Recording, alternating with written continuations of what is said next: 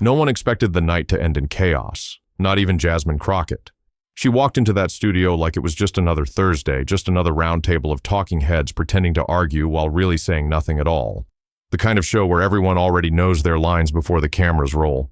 But something felt off, not in a loud, obvious way, in the kind of way your stomach tightens without knowing why. She sat there, poised, silent, almost too calm, while the others bickered about polls and policy like it meant something. And then, like a match dropped in a room full of gas, everything changed. Jasmine didn't cut in. She didn't raise her voice. She didn't even clear her throat.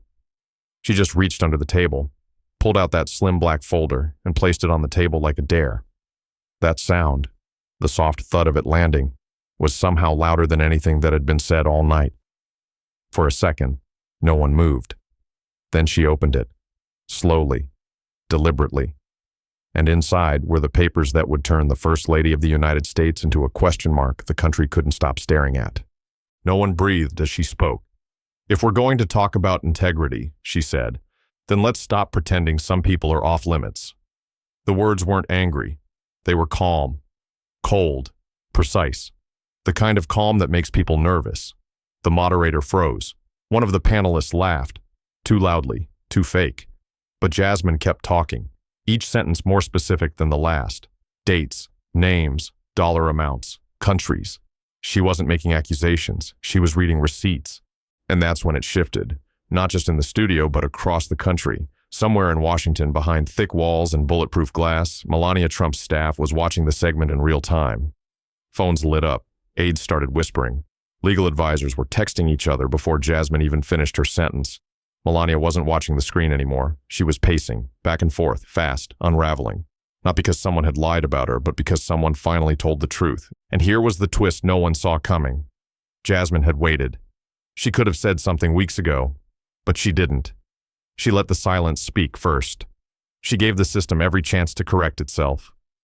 It didn't. So she walked in and pulled the fire alarm on live television. Not with drama, not with rage, just with the weight of what she knew and the courage to say it. And in that moment, every mask melted. Every forced smile on that panel turned into panic, because this wasn't just political theater anymore. This was evidence. This was real. And the only thing more dangerous than a lie is the person who's finally ready to tell the truth. Melania Trump wasn't in the studio. She didn't need to be. Her presence hung in the air like a storm no one wanted to name, heavy and waiting. Even before the cameras rolled, people whispered her name off mic cautiously, like they were afraid it might summon something. And when the red lights blinked on and the moderator forced a smile to kick off the segment, no one said it outright. Not yet. But they all knew who this night was really about. Still, they went through the motions. Pundits circled around tired topics, trading canned sound bites about budget reforms and foreign policy like vultures fighting over bones. It was noise. All of it. Safe, practiced, pointless noise. But Jasmine Crockett didn't join the circle. She sat still, almost too still. No notes, no nervous glances. Just her, alone in that cobalt blazer, eyes steady, body silent, watching, waiting, like a surgeon watching the heart monitor before the flatline. She didn't blink when someone tried to bait her with a softball about restoring trust in leadership. She didn't nod along when another panelist performed outrage for the cameras. She was waiting for the perfect moment, not to speak, but to strike. And when it came, it wasn't with a bang. It was a whisper that sliced deeper than any shout. "If we're going to talk about integrity," she said, "we need to stop pretending some people are untouchable." It wasn't a question. It wasn't a suggestion. It was a challenge. And the temperature dropped. The moderator froze, caught mid-smile, unsure whether to move on or brace for impact. A few panelists chuckled nervously, hoping she was making a point in theory, not a direct hit. But Jasmine didn't blink. Her words didn't trail off. She wasn't theorizing. She was loading the chamber. The studio went still. Not because of what she said, but because of what it meant. Everyone in that room knew exactly who she was pointing at. And they knew deep down that she wasn't bluffing. Melania's silence may have stayed outside those studio walls, but Jasmine had just ripped the door off its hinges, and with one sentence, the balance shifted. The smile on the moderator's face faded. The lights felt hotter, and the audience watching from home sat up straighter, because now it was clear. This wasn't going to be just another panel. This was going to be a reckoning. And Melania Trump, without even stepping into the room, had just become the center of a storm she could no longer control. The moderator blinked.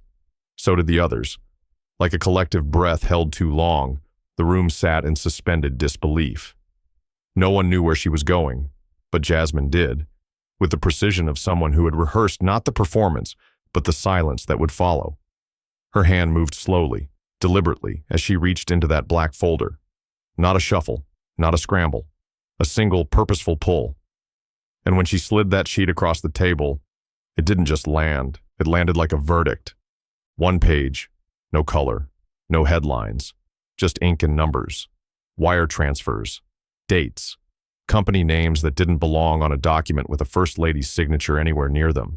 It was the kind of evidence that doesn't make noise, but makes people sit back in their chairs. Not rumors, not theories, just cold, hard proof. The kind that doesn't argue. It accuses by existing. The kind of paper trail that makes even cameras, even producers behind the glass, stop moving because they know they're no longer recording a debate. They're documenting a moment. The silence was immediate, but it wasn't empty. It was dense. The air changed. You could feel the weight of that sheet pressing down on every person in the room. A conservative strategist to her left opened his mouth, then closed it again. Another panelist leaned forward slightly as if proximity could make the page disappear. But it didn't. It sat there like a dead truth, waiting to be acknowledged. Jasmine didn't rush. She didn't fill the silence. She let it echo, let it crawl under their skin, because she knew exactly what she was doing. That page wasn't just paper. It was a loaded weapon, built from facts. A financial deposit of $420,000, traced back to a shell company in Slovenia, linked to a so-called charity event 3 weeks later. An account no one had spoken of publicly. A company that didn't exist before the money arrived. A name on the signatory list that didn't belong. And it was all right there, black and white, no spin. One panelist finally muttered something about speculation, but even he didn't believe it. Jasmine didn't look at him. She didn't need to. Her eyes stayed on the document, steady and quiet. That stillness, that calm, unnerving quiet, was more devastating than any outburst. It said, "I'm not here to argue, I'm here to reveal. And what I'm showing you, you can't unsee." In that moment, no one cared about talking points or rehearsed outrage. The folder had flipped the script. Now the question wasn't what is she implying? It was how much more does she have? And in that terrifying silence, every person at that table realized the same thing. Jasmine Crockett wasn't guessing. She wasn't reaching. She had receipts. The room shifted, not physically, but emotionally, like the ground had tilted just a few degrees and no one knew how to stand anymore. The energy in the studio turned dense, almost suffocating. No one was yelling. No one needed to. The tension didn't scream. It hummed, low and dangerous, like a wire straining under pressure. Every eye on that set turned to Jasmine, but she didn't flinch. She didn't blink. She just looked down at the page like it was a gravestone, and her voice cut through the air with the calm clarity of someone holding too much truth to pretend anymore. "This isn't about fashion shows or photo ops," she said. The words weren't accusatory. They were worse. They were exhausted. Like she'd been carrying this weight for weeks and had finally decided she couldn't bear it alone anymore. This is about influence, misused, hidden, rewritten behind charitable causes that never reached the people they promised to help. Each word dropped like a stone into still water, sending ripples across every face in that room, and she still hadn't said Melania's name. She didn't have to. It was already there, painted across the silence, wrapped around every shell company, every deposit, every black tie gala with no receipts. She wasn't describing a theory. She was describing a pattern built on polished images and glittering events, on carefully posed photos beside children and handshakes with donors whose names no one remembered, because no one was supposed to. The moderator tried to keep the show moving, but his voice caught. One of the panelists shifted in her chair, eyes darting to the control room, like someone was supposed to stop this, like Jasmine had broken some unspoken rule by speaking plainly. But no one moved, and Jasmine didn't stop. She wasn't ranting. She wasn't performing. She was telling the kind of truth that didn't care about politeness, the kind that seeps into a room and refuses to leave. Outside the studio, phones buzzed. Inside the East Wing, aides were already whispering into earpieces. And across the country, millions of people were beginning to understand something they'd never dared say aloud, that power dressed in designer gowns and perfect smiles could still be dangerous, that good PR doesn't make clean hands, and that behind every well-lit photograph there might be a shadow no one wanted to see. Still, Jasmine didn't name her.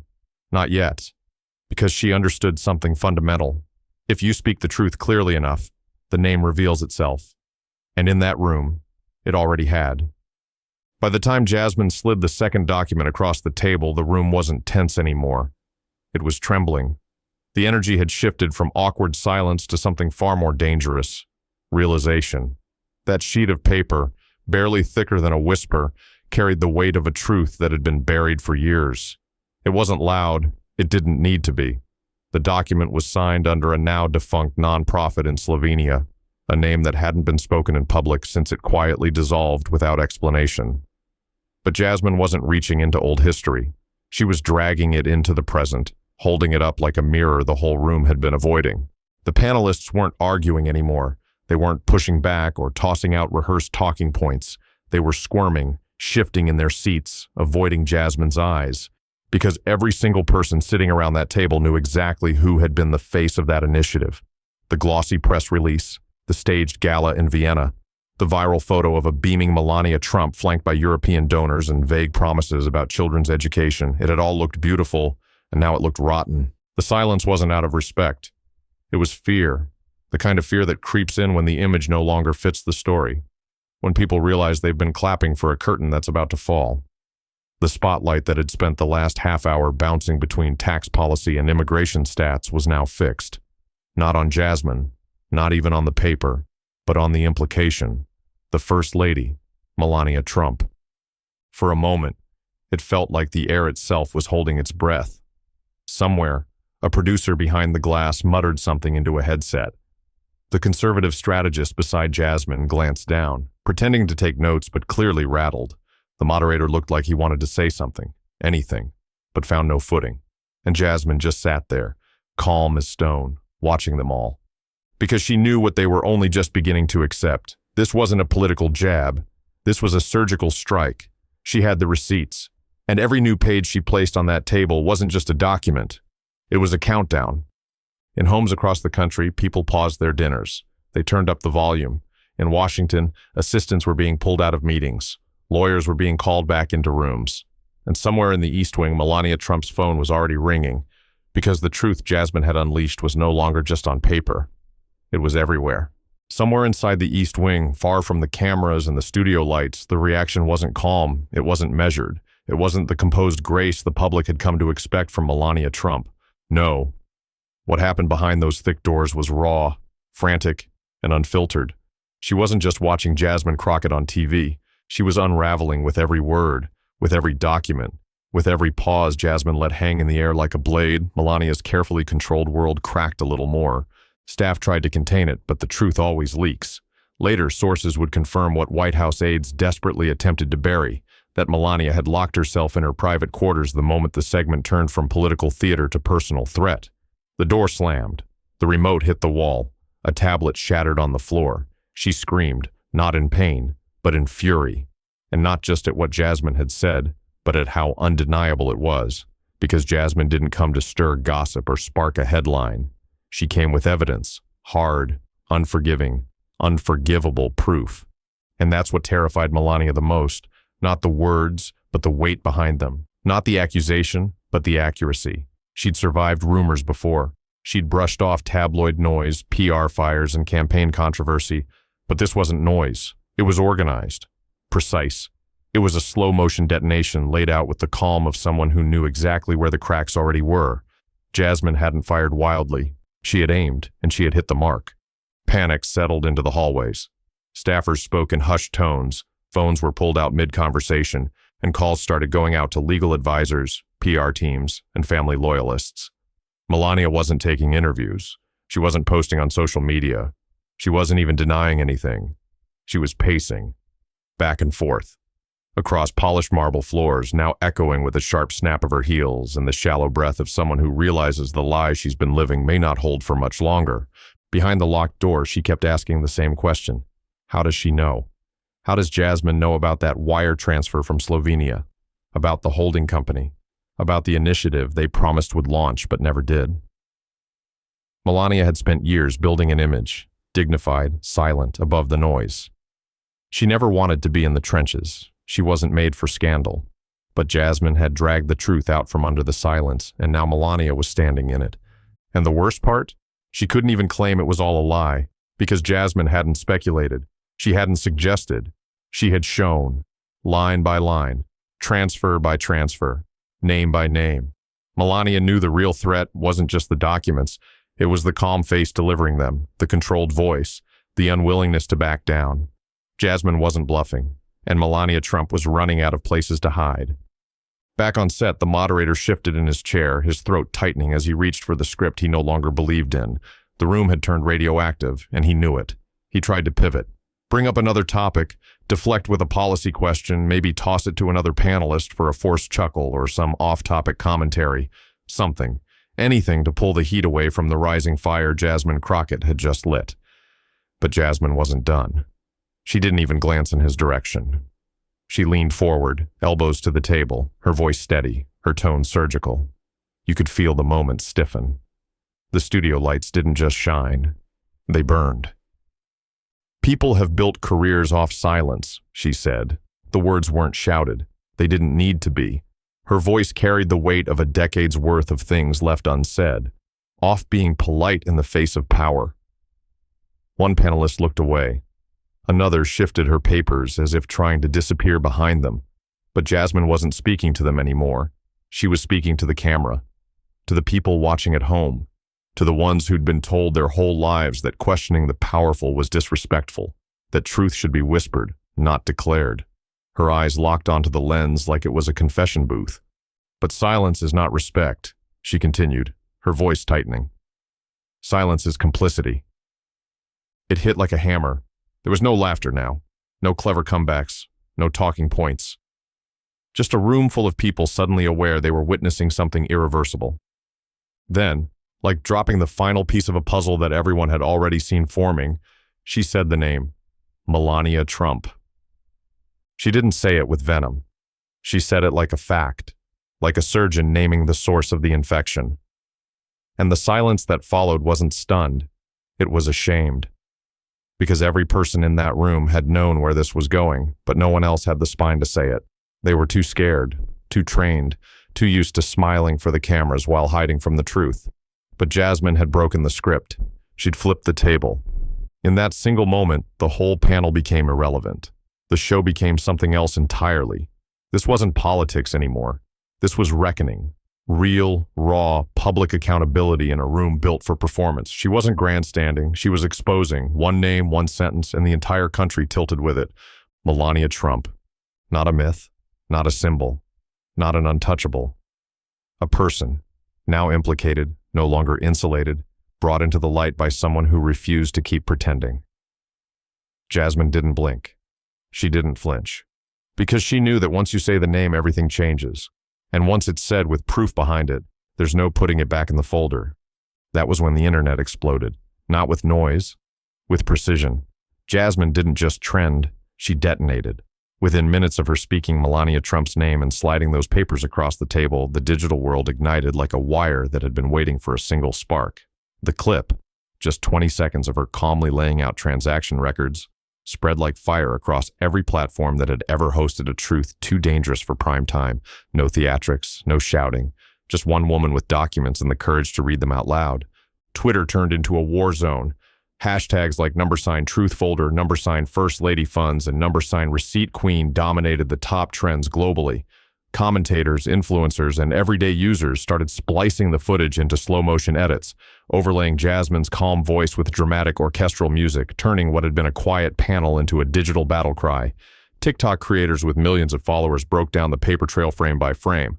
Line items, timestamps, conversion rates from dollars to euros, maps of transactions spanning across Slovenia, Liechtenstein, and Miami. Every detail Jasmine mentioned was now living in the hands of millions of digital investigators, Reddit became a live crime scene analysis. On forums usually reserved for conspiracy theories and celebrity gossip, users posted scanned versions of old financial filings, screenshots of Melania at obscure fundraisers, and news clippings from foreign language outlets no one had paid attention to until now.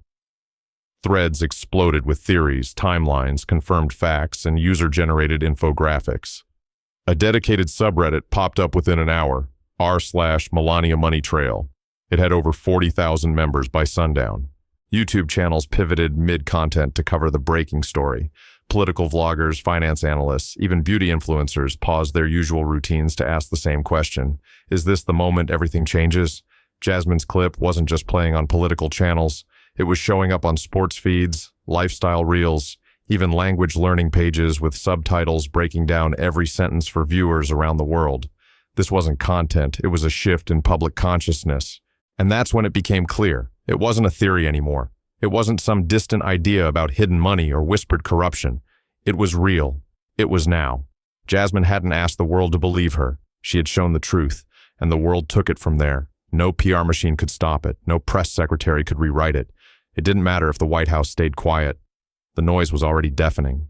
And it wasn't noise from chaos. It was the sound of truth, finally heard and echoed by millions. It wasn't a scandal anymore. It was a movement. Melania's team scrambled, not walked, not hurried, scrambled. It was the kind of chaos that doesn't wait for protocol. Phones lit up like emergency flares. Lawyers were pulled from vacations. Public relations firms were told to prepare 3 different versions of a response: denial, deflection, and total silence. Legacy donors began to panic, not because they knew what was coming, but because they could feel it. The narrative was slipping, fast. Staffers were texting each other from across the hall instead of speaking out loud, afraid their voices might carry through the wrong door. Even those who'd been with her since the early days, the inner circle, were ducking responsibility, pointing in every direction but their own. Melania stood at the center of it all, not composed, not quiet, but cornered. She was no longer the polished figure on the White House balcony or the graceful silhouette at international summits. She was pacing, wild-eyed, her voice sharp, brittle, barking questions no one could answer fast enough. Who authorized those transfers? Who gave them access? Who leaked the files? No one spoke clearly. No one dared tell her what she already feared, that it wasn't a leak. It wasn't a hack. Jasmine Crockett didn't stumble into this. She knew. Lawyers made calls, their voices tight, clipped. A few tried to float the idea of plausible deniability. We frame this as confusion, maybe a misfiling, a bureaucratic misunderstanding. But none of it felt big enough. None of it felt strong enough to cover what was already out. It was too late for misdirection. The evidence wasn't blurry or vague. It was clean, and it had names. In one quiet corner of her residence, away from the frantic tapping of keyboards and legal jargon flying down hallways, Melania sat still for the first time in hours. The TV was muted. Her phone buzzed nonstop, a sound she no longer reacted to. Her world, a world built carefully on controlled appearances, polished statements, and elegant silence, was folding in on itself. And as the whispers outside her door grew louder, she muttered the one sentence no one ever thought they'd hear from her. She knows too much. The room didn't react. No one needed to. Those 4 words were heavier than any legal opinion, any drafted response.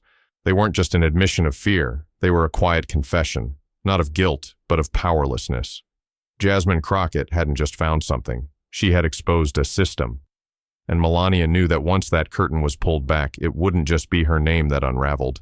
It would be everything tied to it. Every signature, every shell company, every silent gala with no receipts. And in that moment, for the first time in her carefully curated public life, Melania Trump wasn't worried about how it looked. She was terrified of what else Jasmine knew, and how much longer she would stay quiet. Still, Jasmine didn't gloat. She didn't bask in the spotlight that the world was now shining directly at her. She didn't book appearances. She didn't trend hop. She didn't rush to capitalize on the fire she had just set. While social media flooded with her clips and commentators scrambled to react, she simply disappeared. 48 hours, no tweets, no camera-ready sound bites, no cryptic captions, just silence. And that silence didn't feel like absence, and it felt like power. Because in a world where people race to react, where everyone fights to be the first to speak, Jasmine's refusal to perform spoke louder than any microphone. It unsettled the people who expected her to fumble. It disappointed the pundits who hoped to corner her into a narrative, and it terrified the ones who thought they could spin her into a political distraction. She didn't play the game. She walked away from the board. But when Jasmine finally reappeared, it wasn't on cable news. It wasn't framed by logos, roundtable panels, or staged applause. It was just her, alone, centered in the frame, in a plain navy blouse, seated against a blank wall, looking straight into the camera like she was speaking to one person, not millions. There was no glam squad, no hype music, no graphics, no crowd behind her nodding on cue. Just a microphone, and her voice. She didn't open with a statement. She didn't recap the viral chaos. She didn't even mention Melania by name right away. Instead, she breathed in, steady and soft, and said, "I didn't speak because I wanted attention. I spoke because I was tired of swallowing the truth." Her voice was clear, but you could hear the fatigue just beneath it, not the exhaustion of fame, but the exhaustion of knowing something heavy and holding it alone for too long. She told her story simply, honestly, about how the folder came to be, about how long she waited, about how many people warned her not to say anything. She didn't throw punches. She didn't swing wild. She explained, methodically, quietly, like someone who had nothing left to prove, just facts left to share. And somehow that calm hit harder than any scandalous headline, because it wasn't defensive, it wasn't manipulative, it wasn't political theater. It was the kind of raw truth that makes people lean forward in their seats and listen all the way through. No flash, no filter. Just a woman who had exposed a lie so big, the world had to pause and ask itself what else it had chosen not to see. She didn't call for outrage. She didn't demand resignations. She just laid it all out, slow, measured, and unshakable, and said, "Make up your own mind." And in that moment, millions of people realized they didn't need anyone else to tell them what they had just witnessed.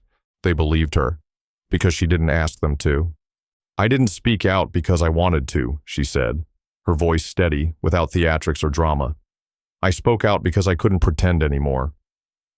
It wasn't a line crafted for headlines. It wasn't meant to go viral. It was a release, the kind of sentence that comes from holding back too much for too long.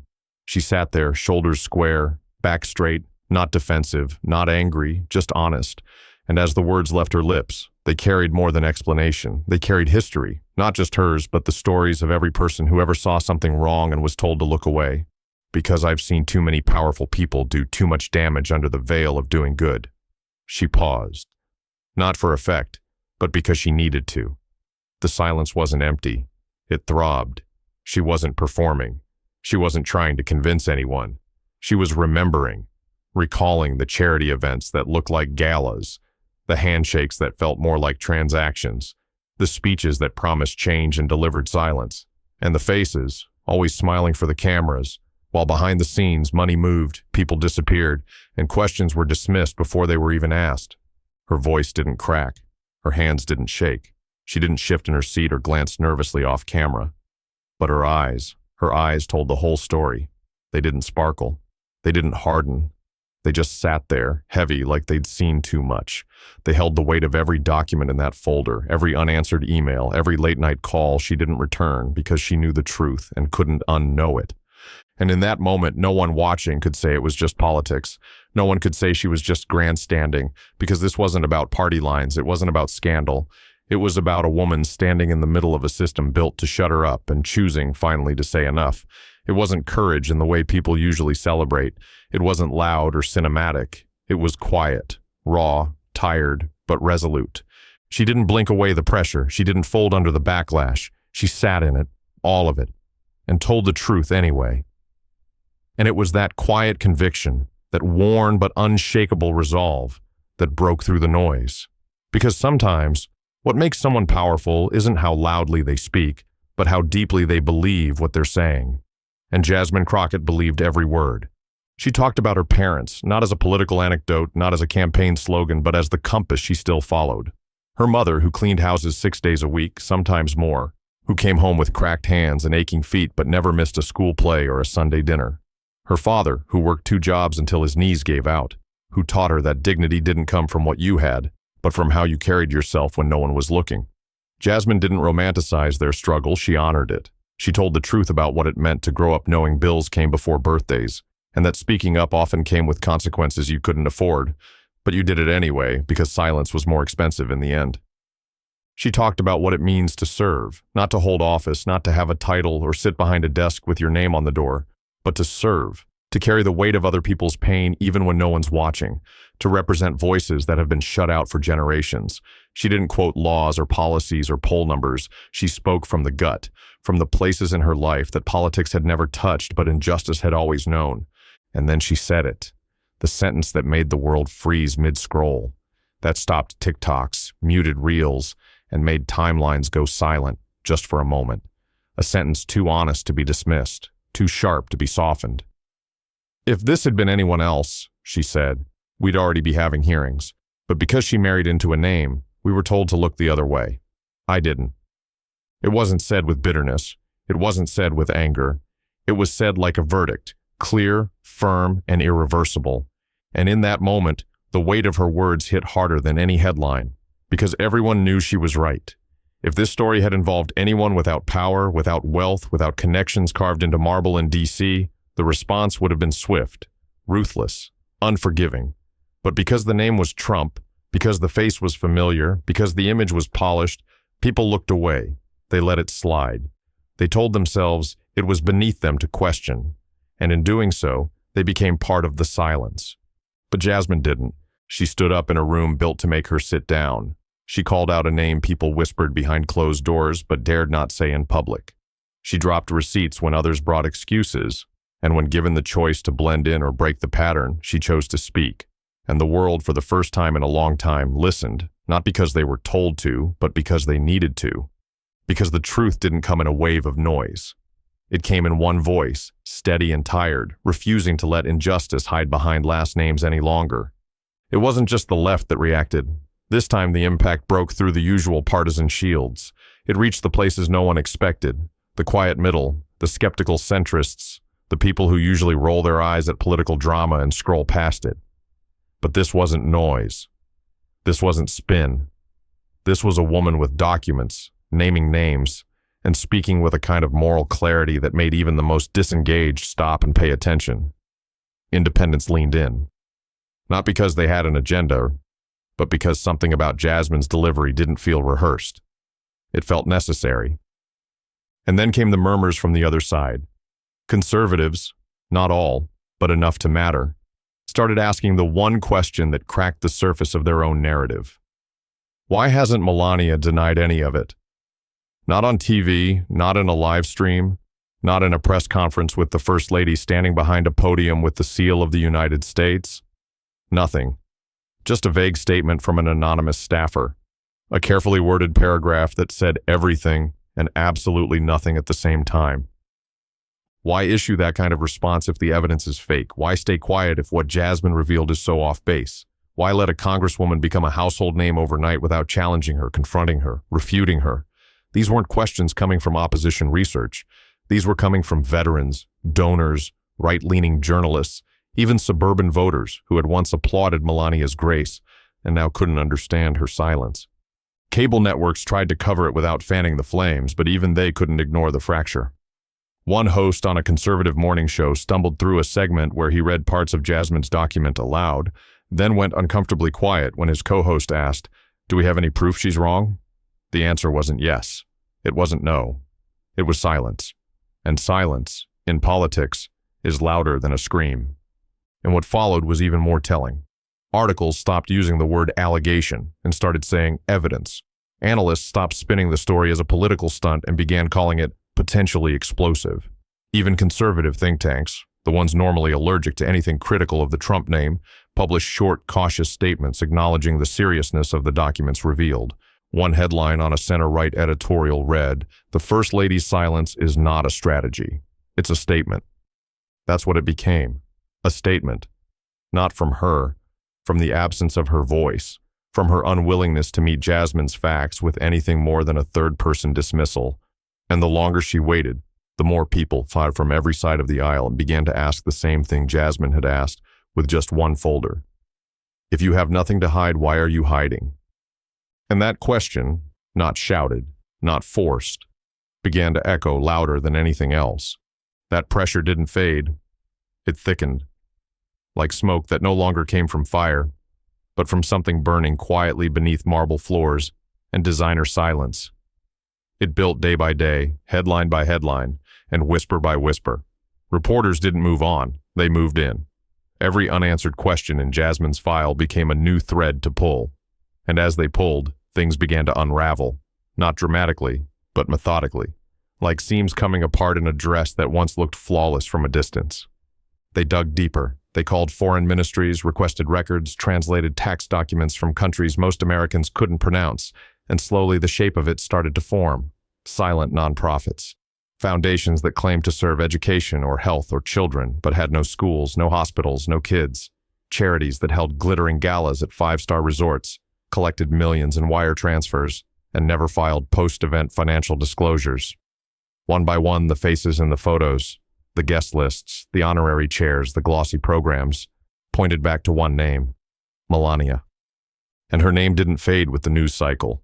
It spread, like a watermark that appeared wherever light was shined.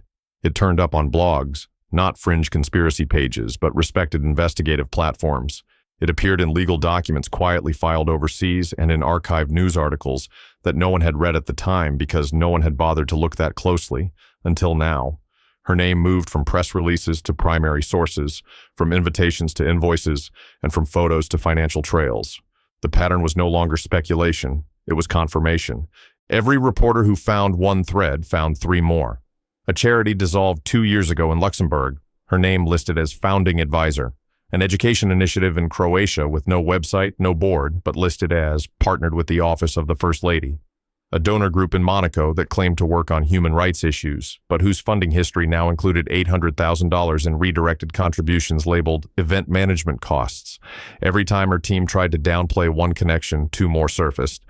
And what stung even more, the public started doing the work too. Reddit forums began mapping timelines. College students in journalism programs began fact-checking old articles. TikTokers made side-by-side videos of her gala appearances and the missing funds reported in those same weeks. Former volunteers for now-defunct nonprofits started speaking up anonymously. And each time they did, the story didn't just stay alive, it evolved. Melania's name wasn't just attached to one scandal. It was being stitched into a larger fabric of unaccounted wealth, quiet influence, and invisible hands pulling strings behind glossy images of charity. And every day she remained silent. The pressure built not just on her, but on everyone who had once looked the other way. Because what Jasmine Crockett started wasn't just an expose, it was a reckoning. And the receipts didn't stop at the folder. They were everywhere. People had just never been brave enough to read them out loud. Until now. And still, Jasmine stayed quiet. While the country debated her name on morning talk shows and dissected her words on nightly panels, she didn't show up to defend herself, because she didn't need to. She wasn't playing for headlines. She wasn't auditioning for approval. She wasn't chasing the cameras, the clickbait, or the chaos. She was chasing something that had become rare in Washington, accountability. And she did it not with more noise, but with more proof. While other politicians would have capitalized, scheduled interviews, dropped merch, filmed walk-and-talks with reporters down Capitol Hill, Jasmine did the opposite. She pulled the curtain back and then stepped out of the spotlight. No interviews, no spin, no press team begging for a seat on prime time. Her office didn't sell the story. They released it, plain and unpolished. Every document, every memo, every wire receipt, every signature, every name. No redactions, no deals with friendly media, no exclusive rights to control the narrative. Just a link. A single page on her congressional website. No flashy header, no dramatic font. Just one sentence at the top in bold, make up your own mind. And that broke the script entirely, because people are used to politicians telling them what to think, how to feel, what side to stand on. But Jasmine didn't do that. She trusted the public to decide for themselves, and in doing so, she gave them something far more powerful than outrage, agency. She didn't say, believe me, she said, here's the truth. Do with it what you will. And it worked. The site crashed within minutes, not because of bots or trolls, but because thousands of everyday people clicked in. Teachers on their lunch breaks, students in dorm rooms, parents putting their kids to bed and scrolling through the documents before sleep. It didn't matter what party they belonged to. It didn't matter if they liked Jasmine or not. What mattered was what they were reading with their own eyes. For once, there wasn't a filter. There wasn't a gatekeeper. There was no one translating the truth to fit an agenda. There was just evidence. There was just the public, finally invited to see what had been hidden in plain sight. And Jasmine didn't post a reaction video. She didn't refresh Twitter. She didn't gloat or scold or bask. She simply stayed quiet. The same kind of quiet that speaks louder than sound. The kind of quiet that comes when a person knows they've already done what needed to be done. And now it was the country's turn to face it, line by line, name by name, truth by truth. Meanwhile, Melania's world shrank, not in one dramatic collapse, but in a slow, silent retreat that no PR team could stop. It started quietly. A fashion house removed her from an honorary board without issuing a statement. A major children's charity in Europe quietly replaced her name on their event program with a generic special guest.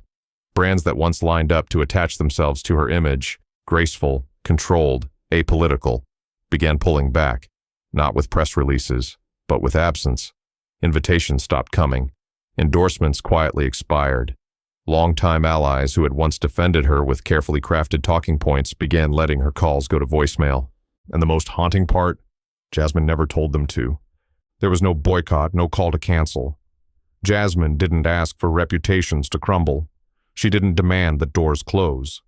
She simply told the truth, calmly, plainly, undeniably, and left the world to respond however it would. And they did, not with outrage, but with fear. Because when a lie is challenged with noise, it can fight back. It can distract.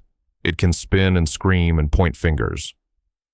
But when a lie is dismantled quietly, with dates and numbers and signatures, when it's laid bare without drama, just facts, it becomes something else. It becomes terrifying. Melania's image had always been her shield, the silence, the elegance, the air of being above the fray. It protected her for years.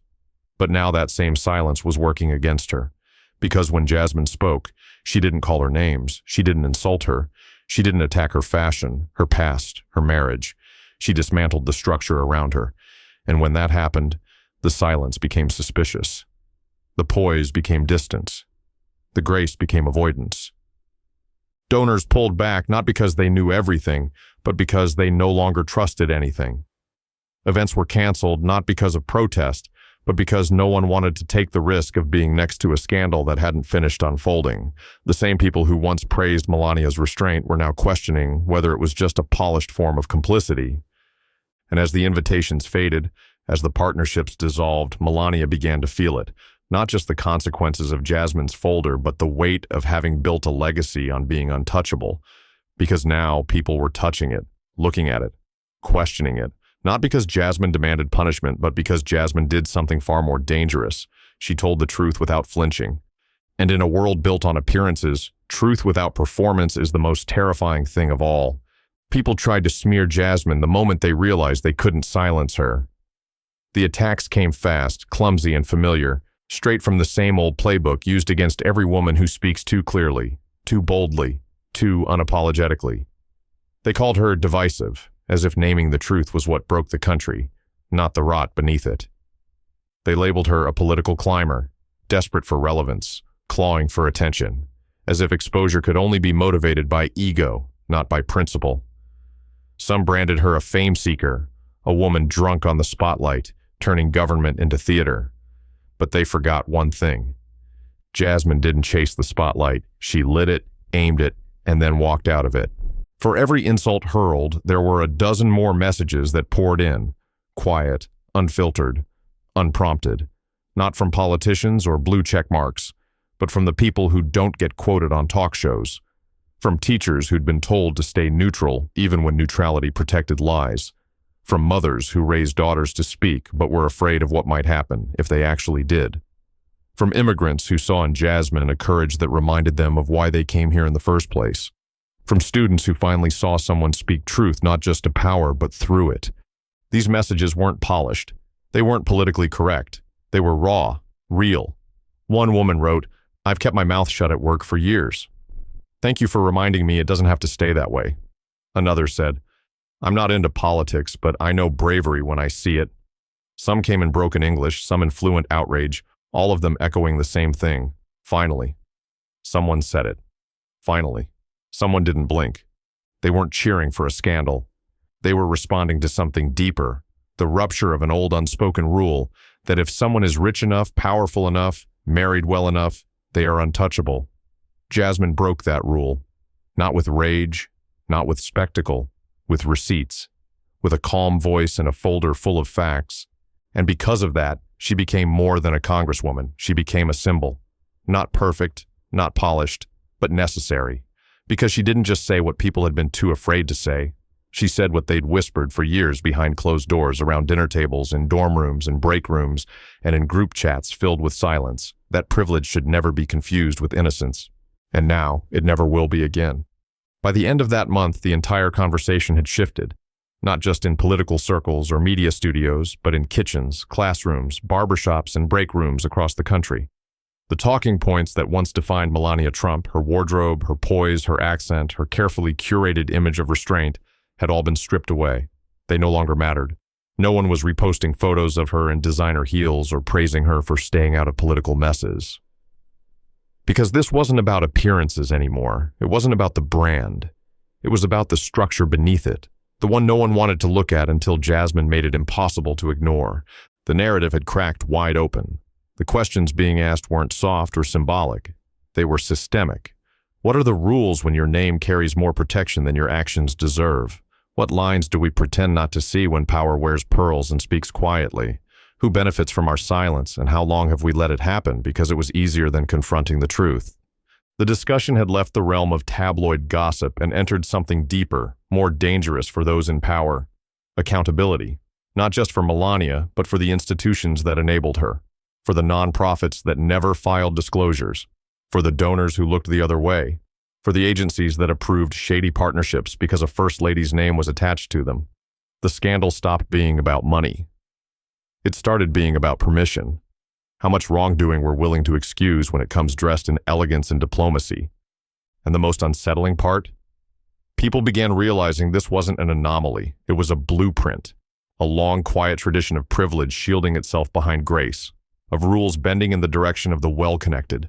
Of headlines focusing on tone instead of truth. But Jasmine Crockett had shattered that template, and now no one could put it back together the same way. Conservative outlets stopped asking if the documents were fake. They started asking why they hadn't been found sooner. Left-leaning analysts stopped wondering if Jasmine had overstepped. They started asking why more people hadn't stood beside her. Independents, long dismissed as politically disengaged, became the loudest voices demanding answers. Ethics panels convened. Whistleblowers came forward. Even quiet voters who didn't care about Washington began to ask the most dangerous question of all: who else has been getting away with this? It wasn't about Melania's past anymore. It was about power's future. And for the first time in a long time, that future didn't feel untouchable. It felt vulnerable. Because someone had finally stood up and said, enough. And once that truth was spoken, the game changed. For everyone. Jasmine didn't claim victory. She didn't walk into press rooms with a smirk, or deliver sound bites meant to spike her poll numbers. She didn't bask in applause or retweet praise. She didn't have to, because what she gave the country wasn't just a folder of documents, it was a mirror, and that mirror didn't reflect just one woman in Slovenia or one name signed on suspicious bank accounts. It reflected a much larger, much older sickness, one that had dressed itself in elegance, stayed quiet behind closed doors, and relied on the public's desire to be distracted rather than disturbed.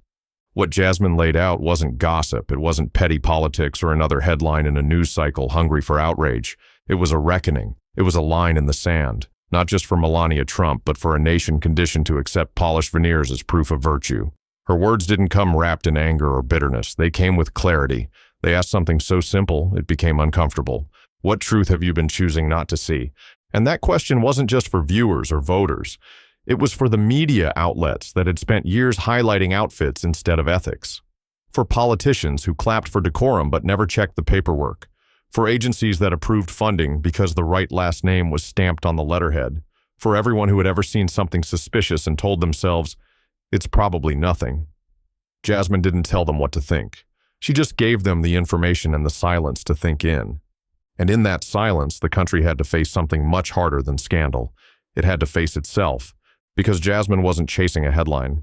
She was holding up a mirror to every room where power hides behind politeness. Every committee that overlooks details to avoid discomfort. Every citizen who looks the other way because the truth feels too complicated, too inconvenient, too expensive to confront. And now that the mirror was up, people couldn't unsee what was there. Some tried. They called her divisive. They said she made people uncomfortable, but discomfort is what truth feels like when it finally breaks through denial. And Jasmine Crockett didn't deliver discomfort for the sake of drama. She delivered it because someone had to. She didn't need to declare herself victorious because in the end, this was never about her. It wasn't about fame or favor. It was about pulling back the curtain on a system too many had grown comfortable living behind. And now the country was staring into that space, into everything it had allowed, everything it had ignored, and had to answer the one question Jasmine left lingering in the air. Now that you've seen it, what are you going to do about it?